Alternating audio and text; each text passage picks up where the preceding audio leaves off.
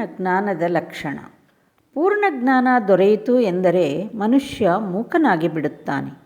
ಆಗ ಅಹಂ ರೂಪದ ಉಪ್ಪಿನ ಗೊಂಬೆ ಸಚ್ಚಿದಾನಂದ ರೂಪದ ಉಪ್ಪಿನ ಸಾಗರದಲ್ಲಿ ಕರಗಿ ಒಂದಾಗಿ ಬಿಡುತ್ತದೆ.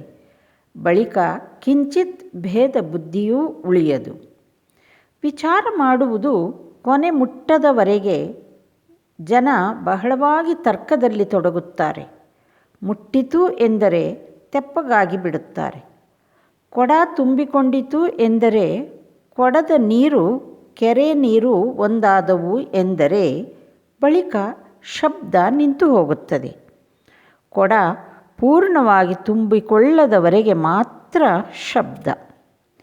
ಹಿಂದಿನ ಕಾಲದಲ್ಲಿ ಜನ ಹೇಳುತ್ತಿದ್ದರು, ಜಹಜು ಸಾಗರದ ಕಪ್ಪು ನೀರಿನ ಕಡೆ ಹೋಯಿತು ಎಂದರೆ ಮತ್ತೆ ಹಿಂದಿರುಗಿ ಬಾರದು ಎಂದು.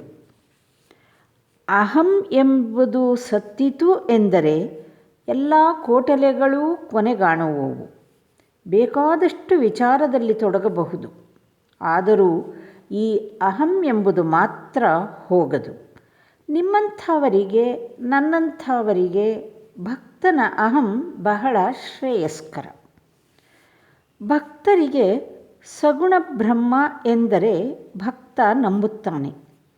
ಭಗವಂತ ಸಗುಣ, ಆತ ತನಗಾಗಿ ರೂಪವನ್ನು ಧರಿಸಿ ವ್ಯಕ್ತಿಯಾಗಿ ಕಾಣಿಸಿಕೊಳ್ಳುತ್ತಾನೆ ಎಂಬುದಾಗಿ. ನಮ್ಮ ಪ್ರಾರ್ಥನೆ ಕೇಳತಕ್ಕವನು ಆತನೇ. ನೀವು ಪ್ರಾರ್ಥನೆ ಮಾಡುತ್ತೀರಲ್ಲ, ಅದು ಆತನನ್ನು ಉದ್ದೇಶಿಸಿಯೇ. ನೀವು ವೇದಾಂತವಾದಿಗಳಲ್ಲ, ಜ್ಞಾನಿಗಳಲ್ಲ, ಭಕ್ತರು. ಭಗವಂತನ ಸಾಕಾರ ರೂಪವನ್ನು ಒಪ್ಪಿದರೆ ಒಪ್ಪಿ, ಇಲ್ಲದಿದ್ದರೆ ಬಿಡಿ. ಅದರಿಂದಲೇನೂ ಆಕಾಶ ಕಳಚಿ ಬಿದ್ದು ಹೋಗುವುದಿಲ್ಲ.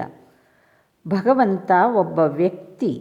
ಆತ ನಮ್ಮ ಪ್ರಾರ್ಥನೆ ಕೇಳುತ್ತಾನೆ, ಸೃಷ್ಟಿ ಸ್ಥಿತಿ ಪ್ರಳಯ ಮಾಡುತ್ತಾನೆ.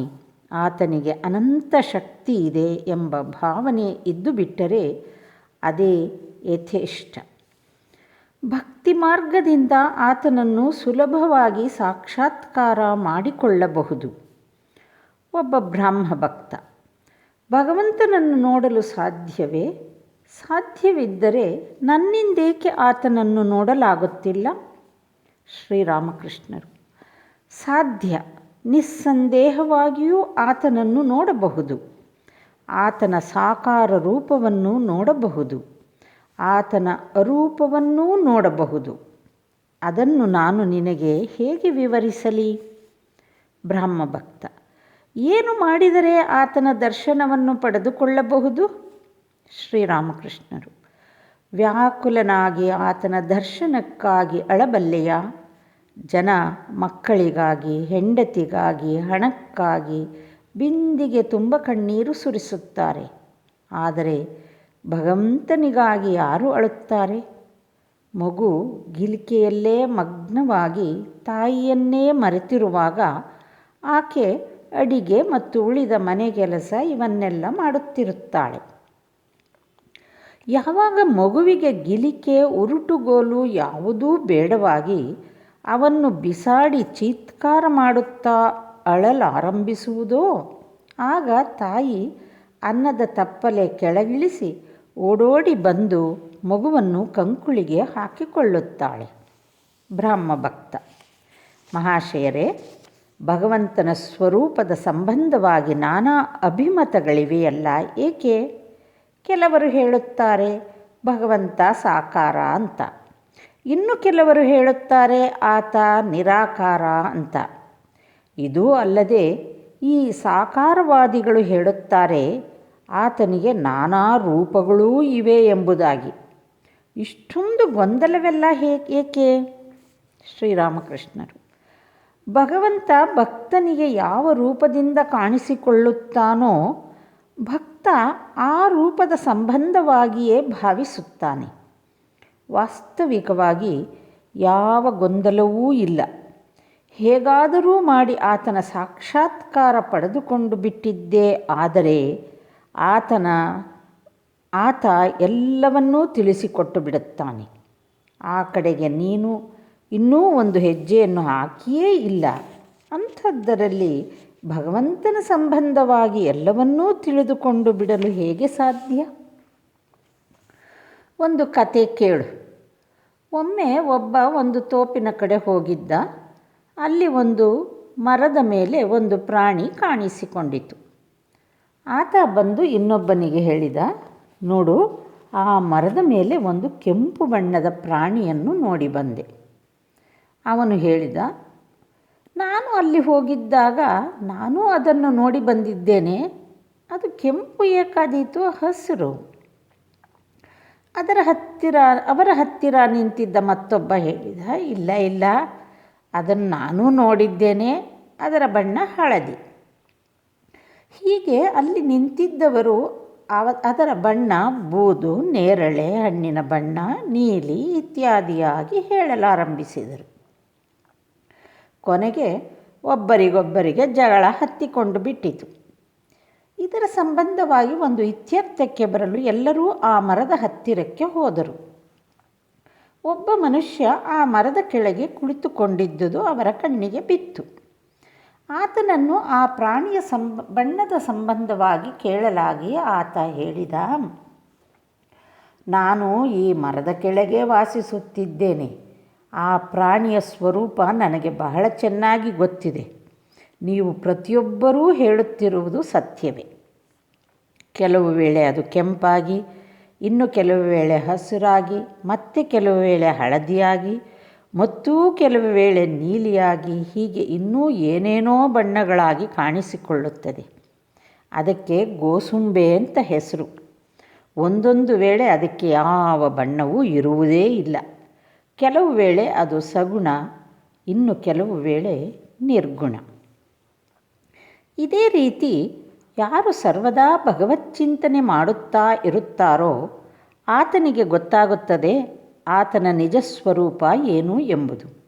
ಆತನಿಗೆ ಮಾತ್ರವೇ ಕೇವಲ ಗೊತ್ತಿರುತ್ತದೆ ಭಗವಂತ ನಾನಾ ರೂಪಗಳಿಂದ, ನಾನಾ ಭಾವಗಳಿಂದ ಕಾಣಿಸಿಕೊಳ್ಳುತ್ತಾನೆ. ಆತ ಸಗುಣನೂ ಹೌದು, ನಿರ್ಗುಣನೂ ಹೌದು ಎಂಬುದು. ಕೇವಲ ಆ ಮರದ ಕೆಳಗೆ ವಾಸಿಸುತ್ತಿರುವವನಿಗೆ ಮಾತ್ರ ಗೊತ್ತಿರುತ್ತದೆ ಗೋಸುಂಬೆ ವಿವಿಧ ಬಣ್ಣಗಳನ್ನು ಧರಿಸುತ್ತದೆ ಮತ್ತು ಕೆಲವು ವೇಳೆ ಅದಕ್ಕೆ ಯಾವ ಬಣ್ಣವೂ ಇರದು ಎಂಬುದು. ಉಳಿದವರು ಬರಿದೆ ವಾದ ವಿವಾದ, ಜಗಳ, ಬವರ ಇವುಗಳಲ್ಲಿ ತೊಡಗಿ ಸತ್ತು ಸುಣ್ಣವಾಗಿ ಹೋಗುತ್ತಾರೆ. ಕಬೀರ ಹೇಳುತ್ತಿದ್ದ, ನಿರಾಕಾರ ನನ್ನ ತಂದೆ, ಸಾಕಾರ ನನ್ನ ತಾಯಿ. ಭಗವಂತ ಭಕ್ತವತ್ಸಲ. ಭಕ್ತ ಯಾವ ರೂಪವನ್ನು ಪ್ರೀತಿಸುತ್ತಾನೋ ಆ ರೂಪದಿಂದ ಆತ ಭಕ್ತನಿಗೆ ಕಾಣಿಸಿಕೊಳ್ಳುತ್ತಾನೆ. ಪುರಾಣದಲ್ಲಿ ಹೇಳಿದೆ, ವೀರಭಕ್ತ ಹನುಮಂತನಿಗಾಗಿ ಭಗವಂತ ರಾಮರೂಪವನ್ನು ಧರಿಸಿದ ಎಂಬುದಾಗಿ. ವೇದಾಂತ ವಿಚಾರದ ಮುಂದೆ ಭಗವಂತನ ರೂಪಗಳೆಲ್ಲ ಗಾಳಿಯಲ್ಲಿ ಹಾರಿ ಹೋಗಿಬಿಡುತ್ತದೆ. ಆದರೆ ಕೊನೆಯ ಸಿದ್ಧಾಂತ ಬ್ರಹ್ಮನೇ ಸತ್ಯ, ನಾಮರೂಪಯುಕ್ತ ಈ ಜಗತ್ತು ಮಿಥ್ಯ. ನಾನು ಭಕ್ತ ಎಂಬ ಭಾವನೆ ಭಕ್ತನಲ್ಲಿ ಇರುವವರೆಗೆ ಆತನಿಗೆ ಸಾಧ್ಯವಾಗುತ್ತದೆ ಭಗವಂತನನ್ನು ದರ್ಶನ ಮಾಡಲು, ಆತನನ್ನು ಒಬ್ಬ ವ್ಯಕ್ತಿ ಎಂದು ಭಾವಿಸಲು. ವಿಚಾರ ದೃಷ್ಟಿಯಿಂದ ನೋಡಿದರೆ ಭಕ್ತನ ಅಹಂ ಎಂಬುದು ಆತನನ್ನು ಭಗವಂತನಿಂದ ಒಂದು ಸ್ವಲ್ಪ ದೂರದಲ್ಲೇ ನಿಲ್ಲಿಸಿಬಿಟ್ಟಿರುತ್ತದೆ. ಕೃಷ್ಣನ ಅಥವಾ ಕಾಳಿಯ ವಿಗ್ರಹ 3.5 ಮೊಳ ಮಾತ್ರ ಇದೆಯಲ್ಲ, ಏಕೆ ಗೊತ್ತೇ? ಸೂರ್ಯ ದೂರದಲ್ಲಿರುವುದರಿಂದ ಚಿಕ್ಕದಾಗಿ ಕಾಣುತ್ತಾನೆ. ಹತ್ತಿರ ಹೋಗಿ ನೋಡು, ಆತ ಎಷ್ಟೊಂದು ದೊಡ್ಡವನು, ಗ್ರಹಿಸಲೇ ಸಾಧ್ಯವಾಗುವುದಿಲ್ಲ. ಮತ್ತೆ ನೋಡು, ಕಾಳಿಯ ಮತ್ತು ಕೃಷ್ಣನ ವಿಗ್ರಹ ಕಪ್ಪಾಗಿವೆಯಲ್ಲ, ಏಕೆ? ಅದಕ್ಕೂ ಕಾರಣ ದೂರವೇ. ಉದಾಹರಣೆಗೆ ಸಮುದ್ರದ ನೀರು, ಅದು ದೂರದಿಂದ ಹಸಿರು, ನೀಲಿ ಅಥವಾ ಕಪ್ಪು ಬಣ್ಣದ್ದಾಗಿ ಕಾಣಿಸಿಕೊಳ್ಳುತ್ತದೆ. ಹತ್ತಿರ ಹೋಗಿ ಕೈಯಲ್ಲಿ ಒಂದು ಸ್ವಲ್ಪ ನೀರು ತೆಗೆದುಕೊಂಡು ನೋಡು, ಅದಕ್ಕೆ ಯಾವ ಬಣ್ಣವೂ ಇಲ್ಲ. ಆಕಾಶ ದೂರದಿಂದ ನೀಲವರ್ಣದ್ದಾಗಿ ಕಾಣುತ್ತದೆ. ಹತ್ತಿರದಲ್ಲಿ ನೋಡು, ಅದಕ್ಕೆ ಯಾವ ಬಣ್ಣವೂ ಇಲ್ಲ. ಅದಕ್ಕಾಗಿಯೇ ನಾನು ಹೇಳುವುದು ವೇದಾಂತ ವಿಚಾರದ ದೃಷ್ಟಿಯಿಂದ ಬ್ರಹ್ಮ ನಿರ್ಗುಣ ಎಂಬುದಾಗಿ. ಆತನ ನೈಜ ರೂಪ ಏನು ಎಂಬುದನ್ನು ಬಾಯಿಂದ ವರ್ಣನೆ ಮಾಡಲಾಗುವುದಿಲ್ಲ. ಆದರೆ ನಿನ್ನ ವ್ಯಕ್ತಿತ್ವ ಸತ್ಯವಾಗಿರುವವರೆಗೆ ಜಗತ್ತೂ ಸತ್ಯ, ಭಗವಂತನ ನಾನಾ ರೂಪಗಳೂ ಸತ್ಯ, ಭಗವಂತ ಒಬ್ಬ ವ್ಯಕ್ತಿ ಎಂಬ ಭಾವನೆಯೂ ಸತ್ಯ. ನಿಮ್ಮ ಮಾರ್ಗ ಭಕ್ತಿ ಮಾರ್ಗ. ಇದು ತುಂಬ ಒಳ್ಳೆಯದೇ, ಬಹಳ ಸಹಜವಾದ ಮಾರ್ಗ. ಅನಂತವಾದ ಭಗವಂತನನ್ನು ಯಾರು ತಾನೇ ಅರಿತುಕೊಳ್ಳಬಲ್ಲರು? ಆತನನ್ನು ಅರಿತುಕೊಳ್ಳುವ ಅವಶ್ಯಕತೆ ತಾನೇ ಏನಿದೆ? ಈ ದುರ್ಲಭ ಮಾನುಷ ಜನ್ಮ ಪಡೆದ ನಂತರ ನಮಗೆ ಅವಶ್ಯವಾಗಿ ಬೇಕಾಗಿರುವುದು ಆತನ ಪಾದ ಪದ್ಮಗಳಲ್ಲಿ ಭಕ್ತಿ. ನನ್ನ ದೇಹ ಅಡಗಿಸಲು 1 ಲೋಟ ನೀರೇ ಸಾಕಾಗಿರುವಾಗ ಕೆರೆಯಲ್ಲಿ ಎಷ್ಟು ಕೊಡ ನೀರಿದೆ ಎಂಬುದನ್ನು ಅಳೆದು ನೋಡುವ ಅವಶ್ಯಕತೆ ತಾನೇ ಏನಿದೆ ನನಗೆ? ಅರ್ಧ ಸೀಸೆ ಮಧ್ಯದಿಂದಲೇ ನನಗೆ ಮತ್ತು ಬರುವಾಗ ಇನ್ನು ಸಾರಾಯಿ ಅಂಗಡಿಯಲ್ಲಿ ಎಷ್ಟು ಪೀಪಾಯಿ ಮದ್ಯ ಇದೆ ಎಂಬುದರ ಲೆಕ್ಕಾಚಾರವೇಕೆ ನನಗೆ? ಅನಂತನನ್ನು ಅರಿತುಕೊಳ್ಳಬೇಕಾದ ಅವಶ್ಯಕತೆ ತಾನೇ ಏನಿದೆ? ವೇದದಲ್ಲಿ ಬ್ರಹ್ಮಜ್ಞಾನಿಯ ವಿವಿಧ ಮಾನಸಿಕ ಅವಸ್ಥೆಗಳ ಸಂಬಂಧವಾಗಿ ವರ್ಣನೆ ಇದೆ. ಜ್ಞಾನ ಮಾರ್ಗ ಬಹಳ ಕಠಿಣ ಮಾರ್ಗ.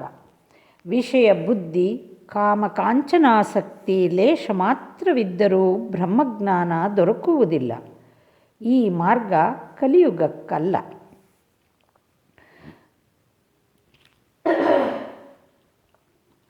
ವೇದ ಸಪ್ತ ಭೂಮಿಕೆಗಳ ಸಂಬಂಧವಾಗಿ ಹೇಳುತ್ತದೆ. ಈ 7 ಭೂಮಿಕೆಗಳು ಮನಸ್ಸು ವಾಸ ಮಾಡುವ ಸ್ಥಾನಗಳು. ಸಂಸಾರದಲ್ಲಿ ಮನಸ್ಸು ಇರುವವರೆಗೆ ಅದು ಲಿಂಗ, ಗುಹ್ಯ, ನಾಭಿ ಈ ಭೂಮಿಕೆಗಳಲ್ಲಿ ನೆಲೆಸಿರುತ್ತದೆ. ಆಗ ಮನಸ್ಸಿಗೆ ಊರ್ಧ್ವ ದೃಷ್ಟಿ ಇರದು, ಕಾಮಕಾಂಚನಗಳಲ್ಲೇ ಆಸಕ್ತವಾಗಿರುತ್ತದೆ. ಮನಸ್ಸಿನ 4ನೇ ಭೂಮಿಕೆ ಹೃದಯ. ಇಲ್ಲಿ ಮನಸ್ಸು ನೆಲೆಸಿದಾಗ ಆತ್ಮಜಾಗೃತಿಗೊಳ್ಳುತ್ತದೆ. ಸುತ್ತಲೂ ಜ್ಯೋತಿ ಕಾಣಿಸಿಕೊಳ್ಳಲಾರಂಭಿಸುತ್ತದೆ. ಆ ಅಂತಸ್ತಿನಲ್ಲಿರುವ ವ್ಯಕ್ತಿ ಆ ಭಗವಜ್ಯೋತಿಯನ್ನು ನೋಡಿ ಆಶ್ಚರ್ಯಚಕಿತನಾಗಿ ಹೇಳುತ್ತಾನೆ, ಆಹಾ, ಏನಿದು ಏನಿದು? ಆತನ ಮನಸ್ಸು ಕೆಳಕ್ಕೆ ಇಳಿದು ಹೋಗುವುದಿಲ್ಲ, ಸಂಸಾರದ ಕಡೆ ಇಳಿದು ಹೋಗುವುದಿಲ್ಲ. ಮನಸ್ಸಿನ 5ನೇ ಭೂಮಿಕೆ ಕಂಠ. ಯಾರ ಮನಸ್ಸು ಕಂಠದವರೆಗೆ ಏರಿದೆಯೋ ಅವರ ಅವಿದ್ಯೆ, ಅಜ್ಞಾನ ಎಲ್ಲ ನಾಶವಾಗಿ ಹೋಗಿ ಅವರಿಗೆ ಭಗವಂತನ ಮಾತುಕತೆ ವಿನ ಬೇರೆ ಯಾವ ಮಾತುಕತೆಯನ್ನೂ ಕೇಳಲು ಇಚ್ಛೆಯಾಗುವುದಿಲ್ಲ, ಆಡಲೂ ಇಚ್ಛೆಯಾಗುವುದಿಲ್ಲ. ಜನರು ಬೇರೆ ವಿಧದ ಮಾತು ಎತ್ತಿದರೆ ಅವರು ಅಲ್ಲಿಂದ ಎದ್ದು ಹೋಗುತ್ತಾರೆ. ಮನಸ್ಸಿನ 6ನೇ ಭೂಮಿಕೆ ಹಣೆ. ಮನಸ್ಸು ಇಲ್ಲಿಗೆ ಬಂದರೆ ಹಗಲು ಇರುಳು ಭಗವಂತನ ರೂಪದರ್ಶನ ಆಗುತ್ತದೆ. ಆಗಲೂ ಕಿಂಚಿತ್ ಅಹಂ ಉಳಿದುಕೊಂಡಿರುತ್ತದೆ. ಆ ವ್ಯಕ್ತಿ ಆ ನಿರುಪಮ ರೂಪವನ್ನು ದರ್ಶನ ಮಾಡಿ ಉನ್ಮತ್ತನಾಗಿ ಬಿಟ್ಟು ಆ ರೂಪವನ್ನು ಸ್ಪರ್ಶ ಮಾಡಲು, ಆಲಿಂಗನ ಮಾಡಿಕೊಳ್ಳಲು ಪ್ರಯತ್ನಿಸುತ್ತಾನೆ. ಆದರೆ ಜಯಶೀಲನಾಗುವುದಿಲ್ಲ. ಇದು ಲಾಟೀನಿನಲ್ಲಿರುವ ಬೆಳಕಿನ ಹಾಗೆ. ಮನಸ್ಸಿಗೆ ಅನ್ನಿಸುತ್ತದೆ ಅದನ್ನು ಇನ್ನೇನು ಮುಟ್ಟಿಬಿಡೋಣ ಎಂದು. ಆದರೆ ಅದಕ್ಕೆ ಗಾಜು ಹಾಕಿರುವುದರಿಂದ ಸಾಧ್ಯವಾಗುವುದಿಲ್ಲ. ಶಿರಪ್ರದೇಶವೇ 7ನೇ ಭೂಮಿಕೆ. ಇಲ್ಲಿಗೆ ಮನಸ್ಸು ಬಂದಿತೆಂದರೆ ಸಮಾಧಿಯುಂಟಾಗುತ್ತದೆ. ಆಗ ಬ್ರಹ್ಮಜ್ಞಾನಿಗೆ ಬ್ರಹ್ಮನ ಪ್ರತ್ಯಕ್ಷ ದರ್ಶನ ದೊರೆಯುತ್ತದೆ. ಆದರೆ ಆ ಅವಸ್ಥೆಯನ್ನು ಹೊಂದಿದ ನಂತರ ಆತನ ಶರೀರ ಹೆಚ್ಚು ದಿನ ಬದುಕಿರಲಾರದು. ಯಾವಾಗಲೂ ಬಾಹ್ಯಪ್ರಜ್ಞೆ ಇಲ್ಲದವನಾಗಿಯೇ ಇರುತ್ತಾನೆ. ಆತನ ಕೈಯಲ್ಲಿ ಏನು ತಿನ್ನುವುದಕ್ಕೂ ಸಾಧ್ಯವಾಗುವುದಿಲ್ಲ. ಬಾಯಿಗೆ ಹಾಲು ಹಾಕಿದರೆ ಅದು ಕಟಬಾಯಿಂದ ಹೊರಕ್ಕೆ ಹರಿದು ಬಂದು ಬಿಡುತ್ತದೆ. ಆ ಅವಸ್ಥೆಯನ್ನು ಹೊಂದಿದ ನಂತರ 21 ದಿನದಲ್ಲಿ ದೇಹತ್ಯಾಗವಾಗಿ ಬಿಡುತ್ತದೆ. ಇದೇ ಬ್ರಹ್ಮಜ್ಞಾನಿಯ ಅವಸ್ಥೆ. ನಿಮ್ಮದು ಭಕ್ತಿ ಮಾರ್ಗ. ಅದು ಬಹಳ ಒಳ್ಳೆಯದು ಮತ್ತು ಸಹಜವಾದ್ದು. ಒಮ್ಮೆ ಒಬ್ಬ ನನ್ನನ್ನು ಕೇಳಿದ, ಮಹಾಶಯರೇ, ನನಗೆ ಸಮಾಧಿಯನ್ನು ಕಲಿಸಿಕೊಡುವುದು ನಿಮಗೆ ಸಾಧ್ಯವೇ? ಎಲ್ಲರೂ ನಗುತ್ತಿದ್ದಾರೆ. ಸಮಾಧಿ ದೊರೆಯಿತು ಎಂದರೆ ಎಲ್ಲ ಕರ್ಮಗಳು ನಮ್ಮನ್ನು ಬಿಟ್ಟು ಹೊರಟು ಹೋಗುತ್ತವೆ. ಪೂಜೆ, ಜಪತಪಾದಿ ಕರ್ಮ, ಪ್ರಾಪಂಚಿಕ ಕರ್ಮ ಎಲ್ಲ ಬಿಟ್ಟು ಹೊರಟು ಹೋಗುತ್ತವೆ. ಮೊದಮೊದಲು ಕರ್ಮದ ಗಡಿಬಿಡಿ ಹೆಚ್ಚಾಗಿಯೇ ಇರುತ್ತದೆ. ಭಗವಂತನ ಕಡೆಗೆ ಮುಂದುವರಿದಷ್ಟು ಕರ್ಮದ ಆಡಂಬರವೂ ಕಡಿಮೆಯಾಗುತ್ತಾ ಬರುತ್ತದೆ. ಅಷ್ಟೇ ಅಲ್ಲ, ಆತನ ನಾಮಗುಣ ಕೀರ್ತನೆಯೂ ಕೊನೆಗೆ ಸಾಧ್ಯವಿಲ್ಲದ್ದಾಗಿ ಬಿಡುತ್ತದೆ. ಶಿವನಾಥನಿಗೆ, ನೀನು ಈ ಸಭೆಗೆ ಬರುವ ಮುನ್ನ ನಿನ್ನ ನಾಮಗುಣ ಕೀರ್ತನೆ ಇಲ್ಲಿ ಬಹಳವಾಗಿ ನಡೆಯುತ್ತಿತ್ತು. ನೀನೇ ಪ್ರತ್ಯಕ್ಷವಾಗಿ ಇಲ್ಲಿಗೆ ಬಂದೆಯೋ ಇಲ್ಲವೋ ಒಡನೆ ಅದೆಲ್ಲವೂ ನಿಂತು ಹೋದವು. ಈಗ ಕೇವಲ ನಿನ್ನ ದರ್ಶನದಿಂದಲೇ ಜನರಿಗೆ ಆನಂದ ಆಗುತ್ತದೆ. ಅವರು ಕೇವಲ ಹೇಳುತ್ತಿದ್ದಾರೆ, ಇಗೋ ಇಲ್ಲಿ ಶಿವನಾಥ. ನಿನ್ನ ಸಂಬಂಧವಾದ ಉಳಿದ ಮಾತುಗಳೆಲ್ಲ ನಿಂತು ಹೋಗಿಬಿಟ್ಟವು. ನನಗೀ ಅವಸ್ಥೆ ಬಂದ ನಂತರ ತರ್ಪಣ ಕೊಡೋಣ ಅಂತ ಗಂಗಾ ನದಿಗೆ ಹೋದೆ. ಕೈಯಲ್ಲಿ ನೀರು ತೆಗೆದುಕೊಳ್ಳೋಣ ಎಂದರೆ ಬೆರಳ ಸಂದಿನಿಂದ ನೀರೆಲ್ಲ ಸೋರಿ ಹೋಗುತ್ತಿದೆ. ಆಗ ಅಳುತ್ತಾ ಹಲಧಾರಿಯನ್ನು ಕೇಳಿದೆ, ಸೋದರ, ಏಕೆ ಹೀಗಾಗುತ್ತಿದೆ? ಹಲಧಾರಿ ತಿಳಿಸಿದ, ಇದಕ್ಕೆ ಗಳಿತ ಹಸ್ತ ಅಂತ ಕರೆಯುತ್ತಾರೆ. ಭಗವಂತನ ದರ್ಶನ ದೊರಕಿದ ನಂತರ ತರ್ಪಣಾದಿ ಕರ್ಮ ಸಾಧ್ಯವಿಲ್ಲ. ಕೀರ್ತನೆಯ ಶುರುವಿನಲ್ಲಿ ಭಕ್ತ ಮೊದಮೊದಲು ಹಾಡುತ್ತಿರುತ್ತಾನೆ, ನಿತಾಯಿ ನಮ್ಮ ಮದಿಸಿದ ಆನೆ, ನಿತಾಯಿ ನಮ್ಮ ಮದಿಸಿದ ಆನೆ ಎಂಬುದಾಗಿ. ಭಾವ ಗಾಢವಾಯಿತು ಎಂದರೆ ಕೇವಲ ಹೇಳುತ್ತಿರುತ್ತಾನೆ ಆನೆ ಆನೆ ಎಂದು. ಕೊನೆಗೆ ಆ ಎಂದು ಹೇಳುತ್ತಾ ಭಾವ ಸಮಾಧಿಸ್ಥನಾಗುತ್ತಾನೆ. ಆಗ ಅದುವರೆಗೆ ಅಷ್ಟೊಂದಾಗಿ ಹಾಡುತ್ತಿದ್ದ ವ್ಯಕ್ತಿ ಮೂಕನಾಗಿ ಬಿಡುತ್ತಾನೆ. ಬ್ರಾಹ್ಮಣ ಸಂತರ್ಪಣೆಯ ಸಮಯದಲ್ಲಿ ಮೊದಮೊದಲು ಬಹಳವಾಗಿ ಗದ್ದಲ ಕೇಳಿ ಬರುತ್ತದೆ. ಎಲ್ಲರ ಮುಂದೆಯೂ ಊಟದ ಎಲೆ ಬಿತ್ತು ಎಂದರೆ ಗದ್ದಲ ಸ್ವಲ್ಪ ಕಡಿಮೆಯಾಗಿ, ಅನ್ನ ಸಾರು ತೆಗೆದುಕೊಂಡು ಬನ್ನಿ, ತುಪ್ಪ ತೆಗೆದುಕೊಂಡು ಬನ್ನಿ ಎಂಬ ಶಬ್ದ ಕೇಳಿಬರುತ್ತದೆ. ಅನ್ನ ಸಾರು ಊಟ ಮಾಡಲು ಶುರು ಮಾಡಿದ ಒಡನೆ 3/4 ಭಾಗ ಶಬ್ದ ಅಡಗಿ ಹೋಗುತ್ತದೆ. ಬಳಿಕ ಮೊಸರು ತಂದು ಬಡಿಸಿದಾಗ ಕೇವಲ ಸುಪ್ ಸುಪ್ ಎಂಬ ಶಬ್ದ, ಎಲ್ಲರೂ ನಗುತ್ತಾರೆ. ಬಳಿಕ ಬಹುಮಟ್ಟಿಗೆ ಶಬ್ದವೇ ಇಲ್ಲ ಅಂತ ಹೇಳಬಹುದು. ಅನಂತರ ನಿದ್ರೆ, ಆಗ ಸಂಪೂರ್ಣ ನಿಶ್ಶಬ್ದ.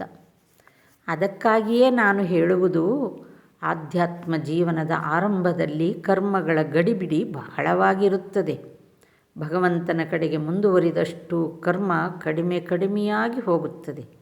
ಕಟ್ಟ ಕಡೆಗೆ ಕರ್ಮತ್ಯಾಗ ಉಂಟಾಗಿ ಸಮಾಧಿ ದೊರೆಯುತ್ತದೆ. ಸಮಾಧಿ ದೊರೆತ ನಂತರ ಪ್ರಾಯಿಕವಾಗಿ ಶರೀರ ಬದುಕಿಕೊಂಡಿರುವುದಿಲ್ಲ.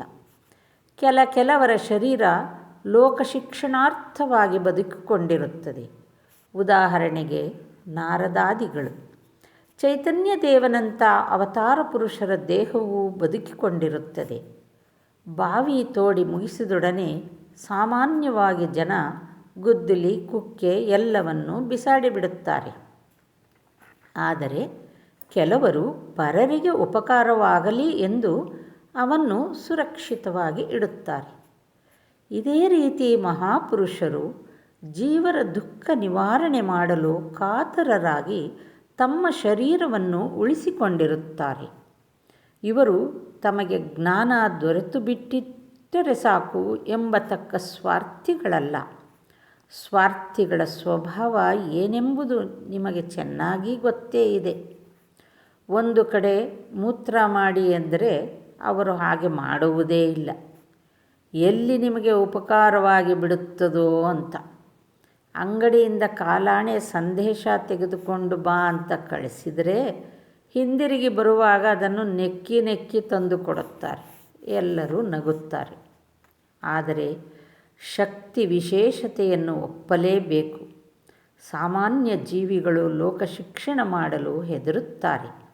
ಸಾಮಾನ್ಯ ಕಡ್ಡಿ ಹೇಗೋ ಮಾಡಿ ತಾನು ಮಾತ್ರ ನೀರಿನ ಮೇಲೆ ತೇಲಿ ಹೋಗಬಲ್ಲದು. ಆದರೆ ಅದರ ಮೇಲೇನಾದರೂ ಒಂದು ಹಕ್ಕಿ ಬಂದು ಕುಳಿತರೂ ಅದು ಮುಳುಗಿ ಹೋಗುತ್ತದೆ. ಆದರೆ ನಾರದಾದಿಗಳು ಭಾರೀ ದಿಮ್ಮಿಗಳಂಥ ಮನುಷ್ಯರು. ಈ ವಿಧದ ದಿಮ್ಮಿ ತಾನೂ ತೇಲಿ ಹೋಗುವುದಲ್ಲದೆ ಮನುಷ್ಯರನ್ನು, ಹಸುಗಳನ್ನು, ಕೊನೆಗೆ ಆನೆಯನ್ನೂ ಹೊತ್ತುಕೊಂಡು ಹೋಗಿಬಿಡುತ್ತೆ.